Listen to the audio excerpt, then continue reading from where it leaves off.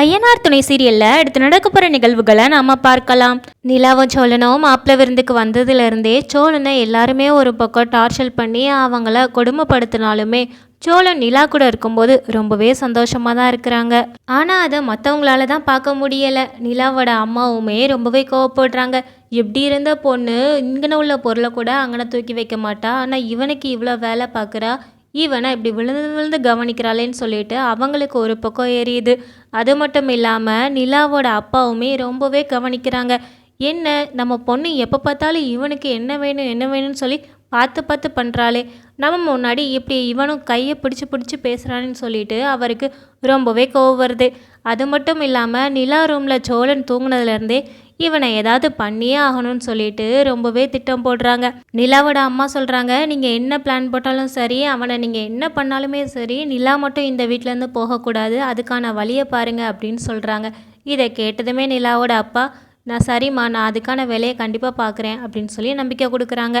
அது மட்டும் இல்லாமல் நைட்டு எல்லாருமே சேர்ந்து சாப்பிட்டுக்கிட்டு இருக்கும்போது சோழனை சும்மா பேருக்கு சாப்பிடுங்க மாப்பிள்ளன்னு சொல்லிட்டு நிலாவை தான் எல்லாருமே விழுந்து விழுந்து கவனிக்கிறாங்க.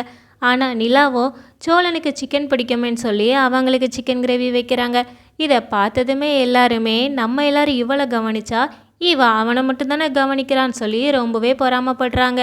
அதில் கூட அவங்களோட கோபம் எல்லாமே சோழன் பக்கம்தான் திரும்புது. எப்படி இருந்த பொண்ணை இப்படி மாற்றி வச்சுருக்காங்க, ஒரு வேலை கூட பண்ணாத பொண்ணை இவ்வளோ வேலை பார்க்க வைக்கிறாங்க, இங்கேயே எப்படின்னா அப்போ அங்கெல்லாம் என்ன வேலைலாம் பார்த்துருப்பா அப்படின்னு சொல்லி அவங்க எல்லாருமே கவலைப்படுறாங்க. மறுநாள் காலையில் சோழன் எந்திக்கிறதுக்கு முன்னாடியே நிலா போர் அடிக்குதுன்னு சொல்லிட்டு நிலாவோட அண்ணி கூட கோயிலுக்கு போகிறாங்க. அப்போ நிலாவோட அம்மா சொல்கிறாங்க, ஏம்மா காரில் போக வேண்டிதானே? இல்லைம்மா, பக்கத்தில் தானே, நாங்கள் 2 பேரும் நடந்து போயிட்டு வரோன்னு சொல்லிட்டு கிளம்புறாங்க. இதை பார்த்ததுமே கார் இல்லாமல் பக்கத்து தெருக்கு கூட போக மாட்டா என் பொண்ணு, அவளை இப்படி கோயிலுக்கெல்லாம் கார் இல்லாமல் போக வச்சுட்டாங்களேன்னு சொல்லி கவலைப்படுறாங்க.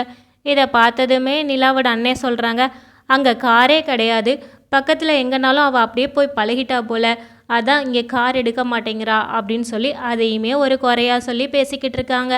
இவங்க எல்லாருமே இப்படி பேசிக்கிட்டு இருக்கும்போது அங்கே சோழன் வந்து பார்க்குறாங்க.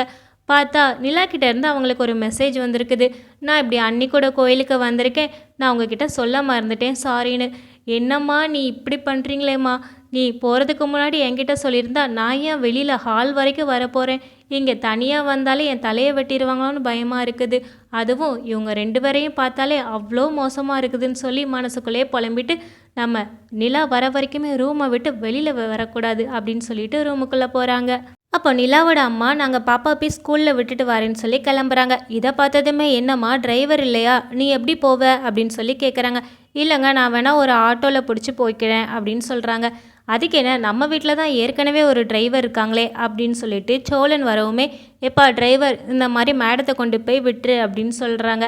நான் டிரைவர்னு கூப்பிட்ட உடனே நீ ஓடி வந்த பார்த்தியா, அப்போ உன் மனசுலேயும் நீ டிரைவருங்கிறது ஸ்ட்ராங்காக தானே இருக்குது, அந்த இடத்துலையே நீ இருந்துக்கோ, அதை விட்டுட்டு அதிகபட்சமாக நீ ஆசைப்படாத, நீ ஆசைப்பட்டாலும் நடக்காது, அதை நடக்கவும் விட மாட்டேன், டிரைவர் வேலையை கரெக்டாக பாரு, இவங்கள வெளியில் கூட்டிகிட்டு போன்னு சொல்லிட்டு அனுப்புகிறாங்க. சோழனுக்கு என்னதான் கோபம் வந்தாலும் சரி, அவங்க அதை அவமானமாக நினச்சாலும் சரி, நம்மளோட நிலாவுக்காக எல்லாத்தையுமே பொறுத்து போகிறாங்க. அப்படி எல்லாருமே நைட்டு சாப்பிட்டுக்கிட்டு இருக்கும்போது நிலாவோட அப்பா சோழன் கிட்டே கேட்குறாங்க, ஏப்பா நீ டிரைவர் வேலை தான் பார்க்குறேங்கிறது கல்யாணத்துக்கு முன்னாடியே நம்ம நிலாவுக்கு தெரியுமா, இல்லை இப்போ தான் தெரியுமா அப்படிங்கிறாங்க. ஏன்னா இது பொய் சொல்லி தானே கல்யாணம் பண்ணாங்க சோழன், அது கல்யாணத்துக்கு அப்புறம் 3 மாதத்துக்கு அப்புறம் தான் நம்ம நிலாவுக்கே தெரியும். இந்த விஷயத்த கேட்டதுமே நிலா வந்து சமாளிக்கிறாங்க. இல்லைப்பா எனக்கு முன்னாடியே தெரியும் அப்படின்னு சொல்லி சப்போர்ட் பண்ணுறாங்க. இதை அவங்க புரிஞ்சுக்கிட்டு தான் செய்கிறாங்க.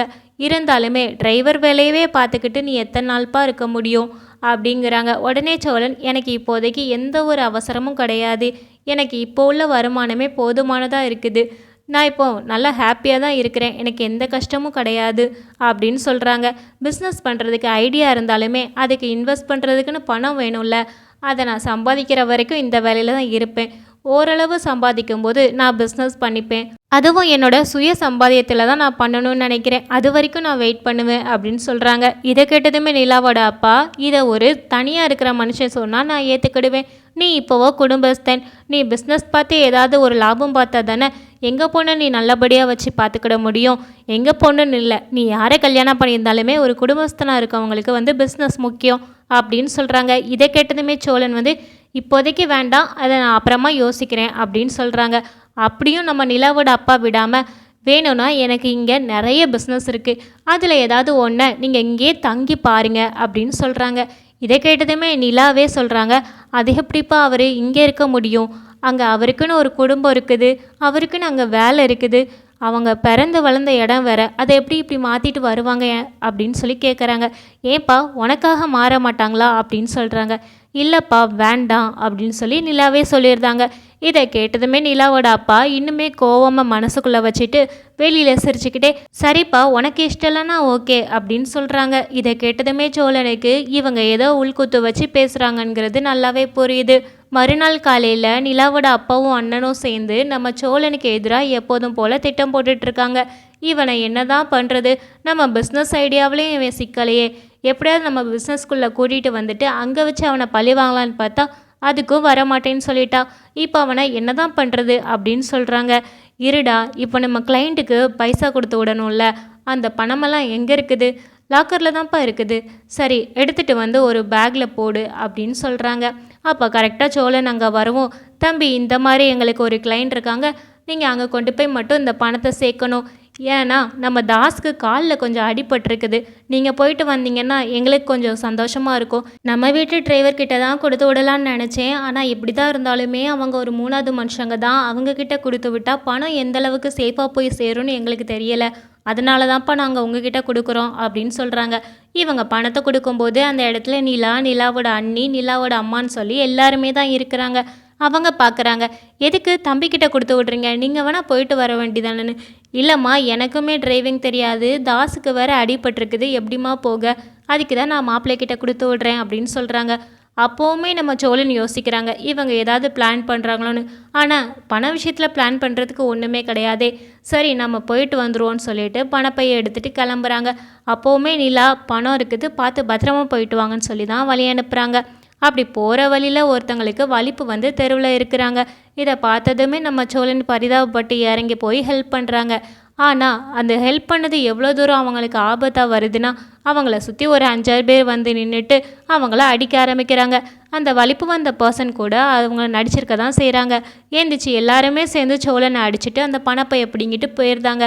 கீழே விழுந்த சோழனோ பணப்பையை காணணுன்னு ரொம்பவே பதட்டப்படுறாங்க. ஃபோனுமே கீழே விழுந்து உடஞ்சிருது. இதை பார்த்ததுமே அவருக்கு ஃபோன் பண்ணி விஷயத்த கூட சொல்ல முடியாமல், போலீஸையும் கூப்பிட முடியாமல் ரொம்பவே கஷ்டப்படுறாங்க. உடனே நம்ம காலதாமதம் பண்ணக்கூடாதுன்னு சொல்லிட்டு காரில் ஏறி போலீஸ் ஸ்டேஷனில் போய் கம்ப்ளைண்ட் கொடுக்குறாங்க. இந்த மாதிரி பெரிய மனுஷர் மனோகர் வீட்டோட மருமகன் தான் நான், இந்த மாதிரி என்கிட்ட நான் பணம் கொண்டு வரும்போது என்கிட்ட இருந்து பணப்பையை நிறைய பேர் பிளான் பண்ணி பிடுங்கிட்டாங்கன்ட்டு. இதை பார்த்ததுமே சரி, பெரிய வீட்டு விஷயம், அதே மாதிரி மனோகர் எங்களுக்கு தெரிஞ்சவங்கனால நாங்கள் சீக்கிரமாகவே தேடி கண்டுபிடிக்கிறோன்னு சொல்லிட்டு அவங்க கிளம்புறாங்க. இதை பார்த்ததுமே சோழன் வீட்டுக்கு வந்து எல்லாருக்கிட்டேயுமே விஷயத்த சொல்கிறாங்க. ஆனால் யாருமே நம்புறதுக்கு தயாராகவே இல்லை.